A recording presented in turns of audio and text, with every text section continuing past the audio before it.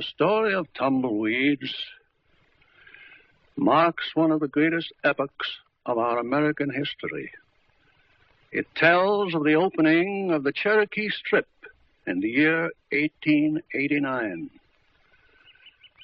1,200 square miles of Cherokee Indian lands on one front, over 200 miles long, were thrown open by our government to those seeking good earth upon which they might make their homes. For many years, our government had been leasing these Indian lands to cattlemen to graze their herds, and then these cattlemen were told to leave.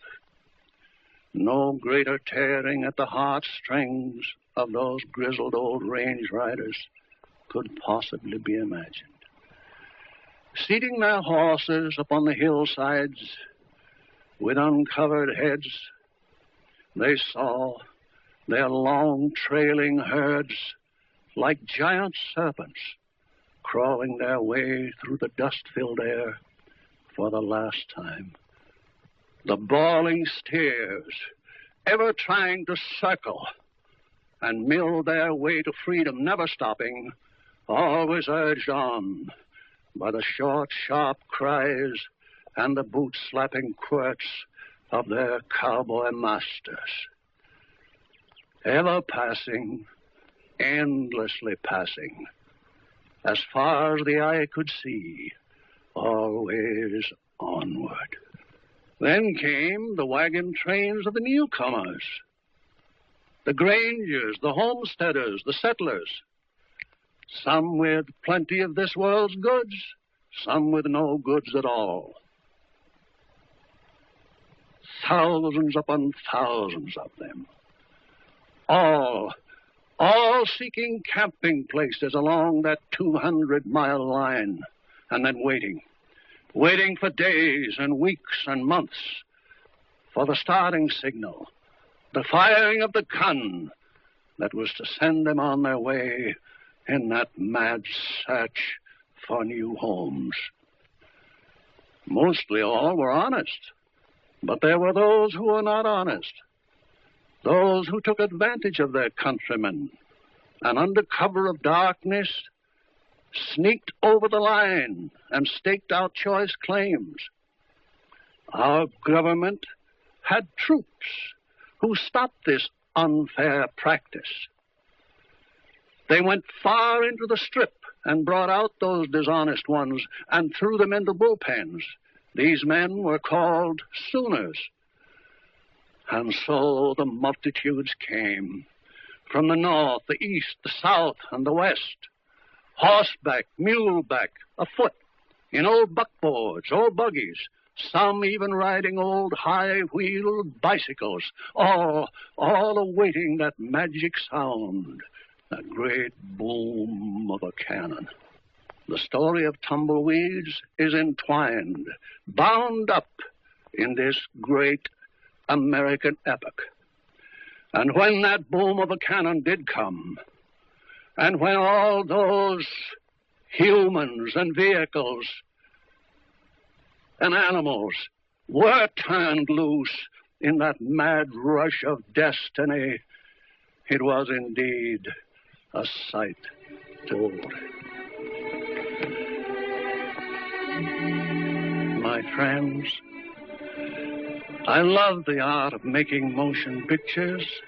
It is as the breath of life to me. But through those hazardous feats of horsemanship that I loved so well to do for you, I received many major injuries that, coupled with the added years of life, preclude my again doing those things that I so gloried in doing. The rush of the wind that cuts your face, the pounding hoofs of the pursuing posse, out there in front, a fallen tree trunk that spans a yawning chasm, The noble animal under you that takes it in the same low ground-eating gallop. The harmless shots of the baffled ones that remain behind. And then the clouds of dust through which come the faint voice of the director. Okay, Bill. Okay. Glad you made it. Great stuff, Bill. Great stuff. And say, Bill, give old Fritz a pat on the nose for me, will you? Oh,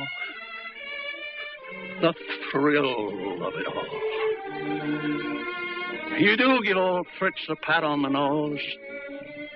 And when your arm encircles his neck, the cloud of dust is no longer a cloud of dust, but a beautiful golden haze, through which appears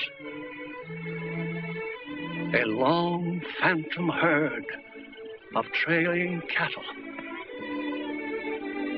At their head,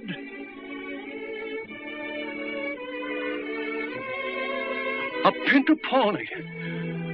A pinto pony with an empty saddle. And then a low, loved whinny. The whinny of a horse, so fine that nothing seems to live between it and silence, saying, "Say, boss, what you riding back there with the drag for? Why don't you come on here and ride point with me?" Can't you see, boss? Can't you see the saddle is empty? The boys up ahead are calling. They're waiting for you and me to help drive this last great roundup into eternity. Adios, amigos. God bless you all, each and every one.